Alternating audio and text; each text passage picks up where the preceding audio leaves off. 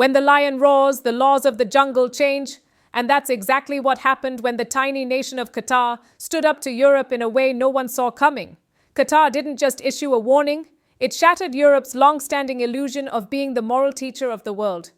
A mindset that has dominated global politics for centuries. For years, Western countries have operated on a simple belief: we make the rules and the rest of the world follows them. Whether it's about human rights, environmental policy, or data protection, the West has always positioned itself as the global referee, judging how others behave. But this time, Europe's new law, called the Corporate Sustainability Due Diligence Directive, CSDDD, went too far. Under this rule, any company doing business in Europe or selling products to European nations must prove that its production process doesn't violate human rights or harm the environment. And if Europe thinks something is wrong, it can fine that company up to 5% of its total global revenue. Sounds fair? Not quite. Because this law gives Europe the power to judge how companies operate even in India, Qatar, or Africa, beyond its own borders. In short, Europe makes the law and everyone else pays the price. India was one of the first to call out this law, saying it's biased and one-sided.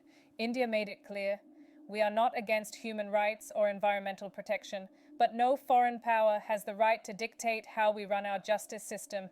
India called it a sovereignty issue. Now Qatar has taken the same stand, but in a much bolder way. While India used diplomacy, Qatar turned it into an energy war. Qatar's energy minister made a powerful statement. If Europe enforces this law, Qatar will stop supplying LNG, liquefied natural gas, to European countries. That's not an empty threat, because nearly 40% of Europe's LNG still comes from the Middle East, and Qatar is the biggest supplier. So now, the same Europe that tries to teach others about morality will have to depend on Qatar for keeping its homes warm this winter. Qatar's message was crystal clear. We'll talk with our resources, not your rules. This was a massive shock for Europe, a reminder that moral posturing can't heat homes or power industries. Without Qatar's LNG, Europe's factories would slow down, its heating systems would fail, and millions could literally freeze during winter.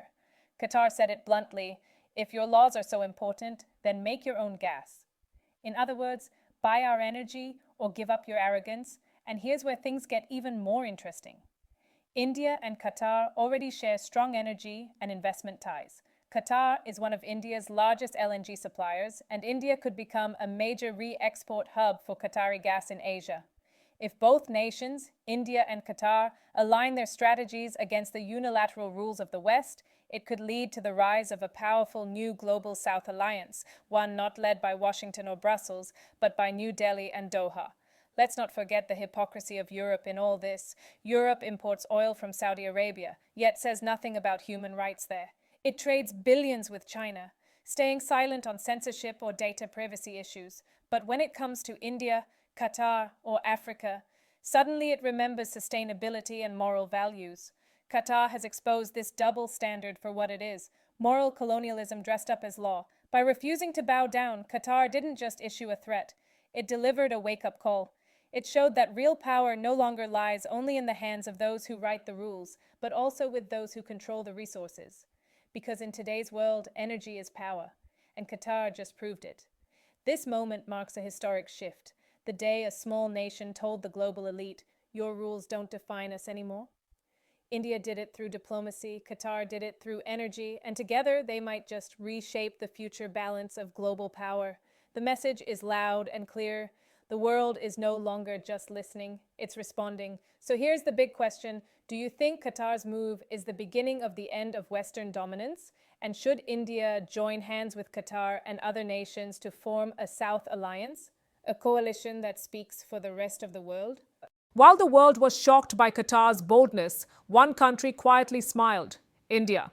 For years, India has faced similar Western pressure, from trade restrictions to lectures on climate and human rights.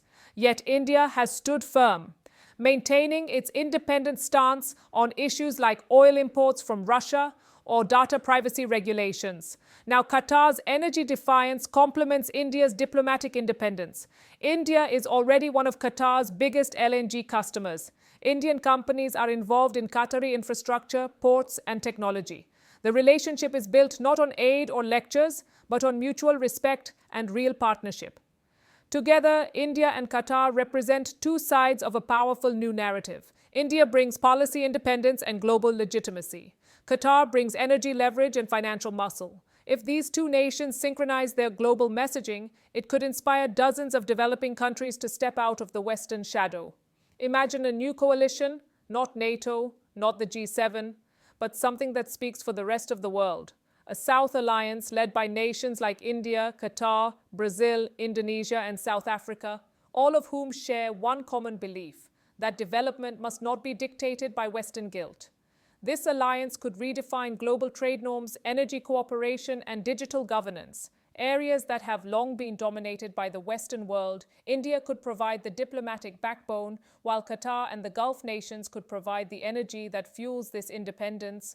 The balance of power is slowly tilting, and the global South is no longer whispering. It's roaring. Now, Europe faces an uncomfortable reality. If it enforces the CSDDD law strictly, Qatar might actually make good on its threat, and that could trigger an energy crisis worse than the one caused by Russia's invasion of Ukraine.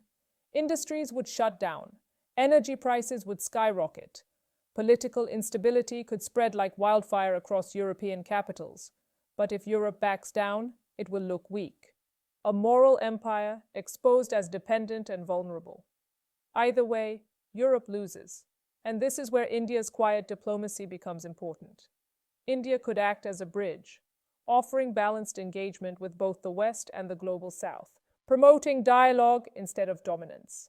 We are witnessing the slow but inevitable rebalancing of the world. The old order, built on Western dominance and moral superiority, is being challenged by nations that were once considered followers. From India's technological rise to Qatar's energy assertion, from Africa's economic reforms to Latin America's resource independence, the world is shifting towards multipolarity. And while the West debates laws, the rest of the world is building influence. Qatar's boldness has inspired a question in every capital from New Delhi to Nairobi. If Qatar can say no, why can't we? In the coming years, we might see the formation of new energy alliances, trade blocs, and financial systems that bypass Western control. The dollar's dominance is already being questioned. SWIFT alternatives are being developed, and energy trade in local currencies is growing. Qatar's move could accelerate this transformation. Europe will have to learn the hard way that leadership isn't earned through laws written in Brussels. It's earned through fairness, respect, and partnership. Meanwhile, India will continue to strengthen its role as the voice of reason, not by confrontation but by conviction. The next decade could witness something extraordinary, a united global South that finally defines its own destiny. Qatar's roar was not of aggression, it was a roar of dignity. And when dignity speaks, even empires must pause. This is not the end of Western power, but it is the beginning of global balance. A balance where nations like India and Qatar don't just follow the rules, they write them. The world is changing.